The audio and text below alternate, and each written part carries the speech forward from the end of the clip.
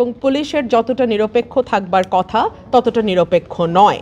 আমার কর্মীদের বাড়িঘরে হামলা করা হয়েছে, তাদেরকে পিটিয়ে হাসপাতালে পাঠানো হয়েছে, মাথা ফাটানো হয়েছে, বাড়িতে আগুন দেয়া হয়েছে। তারিখে আমি সেটা দিয়ে দিয়েছি, রিটার্ন একটা জবাব গেছে।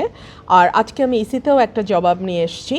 আর 22 তারিখে আমার প্রচারণার মাঠে থাকার কথা, কিন্তু বাধ্য হয়েই আমি আজকে ঢাকায় এসেছি, বিকজ আমার কাছে মনে হয়েছে প্রশাসন এবং পুলিশের যতটা নিরপেক্ষ থাকবার কথা ততটা নিরপেক্ষ নয়।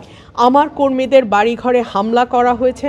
পদ্মা সেতু, মেট্রো রেল এবং এলিভেটেড এক্সপ্রেসওয়ে নির্মাণের গর্বিত অংশীদার বসুন্ধরা সিমেন্ট। তাদেরকে পিটিয়ে হাসপাতালে পাঠানো হয়েছে, মাথা ফাটানো হয়েছে, বাড়িতে আগুন দেয়া হয়েছে। এখন পর্যন্ত কোনো মামলা হয় নাই।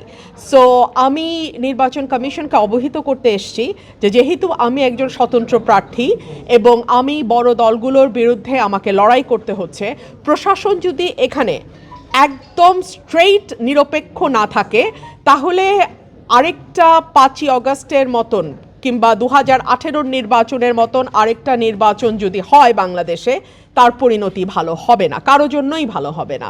সো এই বিষয়গুলো আমি আসলে কমিশনকে অবহিত করেছি। আজকে ইউরোপীয় ইউনিয়নের অবজারভারদের সাথে আমার বৈঠক আছে, আমি তাদেরকেও বিষয়গুলো অবহিত করব এবং আমি খুব স্পষ্ট ভাষায় বলে দিতে চাই, অন্তত বাংলাদেশের নির্বাচন নিয়ে কারচুপির খেলা কোনো রাজনৈতিক দল যেন করবার স্পর্ধা না দেখায়। আমি সকল দলকেই আহ্বান জানাবো, নির্বাচনের মাঠে একটা সুষ্ঠু নির্বাচন যাতে হয়, সেই জন্য মানুষ 15 বছর লড়াই করেছে। আমরা যেই দলেই ছিলাম, আমরা আমাদের অবস্থান থেকে লড়াই করেছি। সো আরেকটা কারচুপির নির্বাচন, আরেকটা ম্যানিপুলেটেড ইলেকশন বাংলাদেশে আমরা হতে দেব না ইনশাআল্লাহ।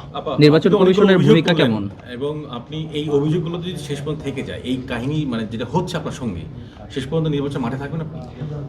আমি ডেফিনেটলি নির্বাচনের মাঠে থাকব এবং আমি টাইম টু টাইম আমার মিডিয়ার যারা সহকর্মী আছেন, ভাই আছেন, আমি আপনাদেরকে অবহিত করব, আমি অবজারভারদেরকে অবহিত করব। অর্থাৎ আমি আসলে আমার হাতে যতটুকু মানে রিসোর্সেস আছে, উপায় আছে, আমি প্রত্যেকটা উপায় ব্যবহারের চেষ্টা করব, কারণ আমি একটা সহি এবং সুষ্ঠু নির্বাচন চাই। ওকে, থ্যাংক ইউ।